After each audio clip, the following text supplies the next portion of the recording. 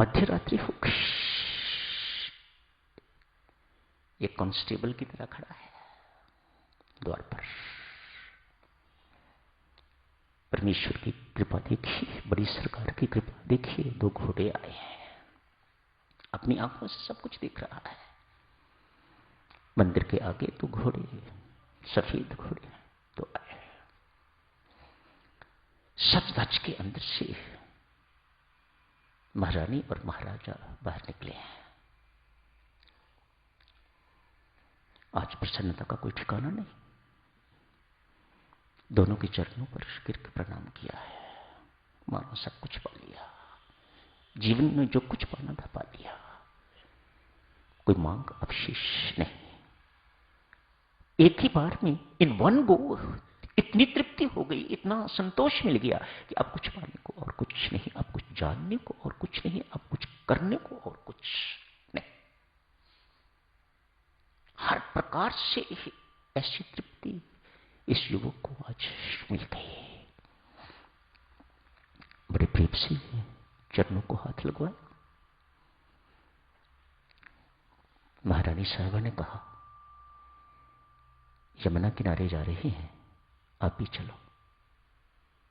खतखत उन रोजाओं की नौकरी से ये सीख चुका हुआ था कि राजा लोगों को घोड़े पर किस प्रकार से बिठाया जाता है। अतएव महाराजा साहब को, महारानी को घोड़ों पर बिठाया है और साथ साथ चलना शुरू हो गया है। वहां जाके क्या देखा होगा कोई नहीं जानता, सिवाय इसके या दिखाने वालों के। भोर होने से पहले ही पहले दोनों आ गए। महारानी बहुत प्रसन्न है इस युवक पर। अतएव अपनी एक पायल उतार के तो उसे दे दी है। द्वार उसी ढंग से फिर बंद, सब कुछ।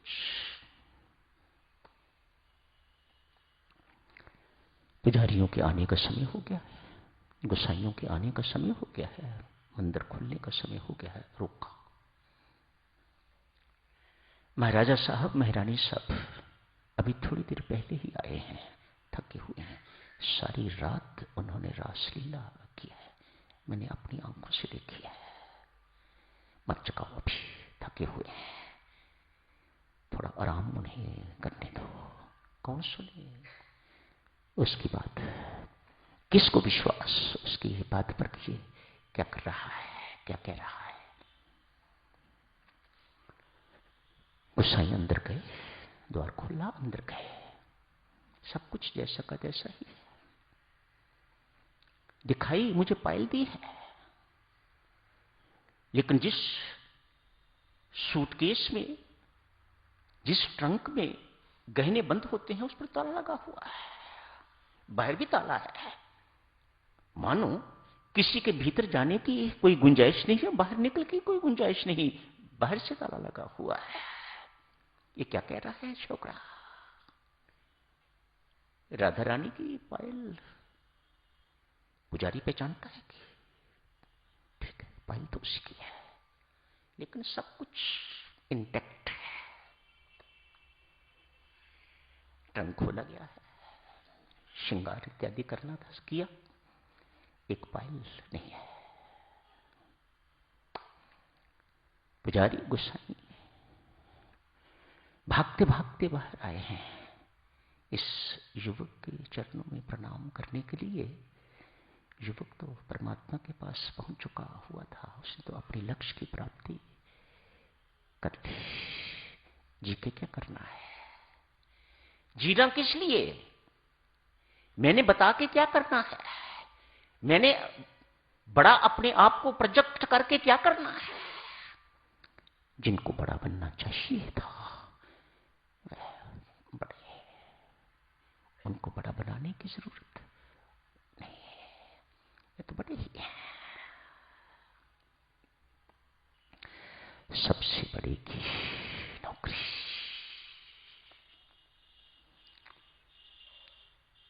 क्योंकि ये बात सत्य है बेटा, इसलिए इतनी सी बात हमारे भावों में आ जाती है।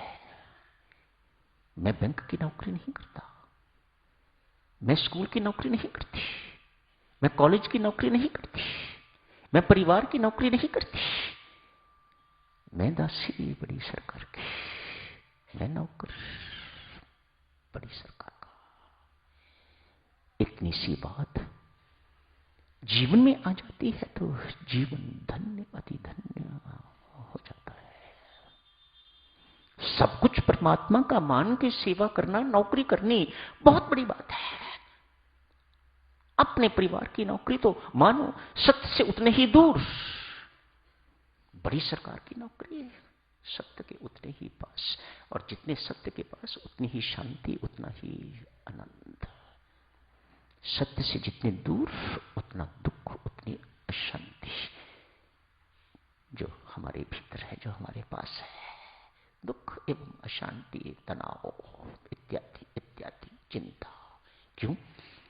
हम तो अपने पति की नौकरी करते हैं, हम तो अपने परिवार की नौकरी करते हैं, बड़ी सरकार की नहीं।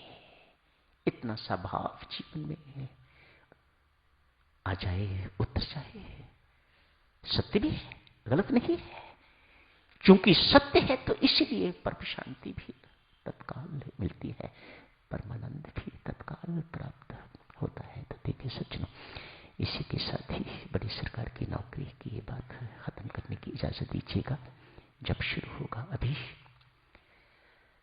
दिन भर चलेगा, रात्रि को भी पूर्णिमा है, आज जाप होगा, कल प्रातः 5 बजे इसकी समाप्ति हो जाएगी।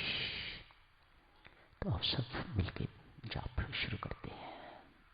पुनः आप सबको बहुत बहुत बधाई देता हूं। खूब जाप पाठ कीजिए।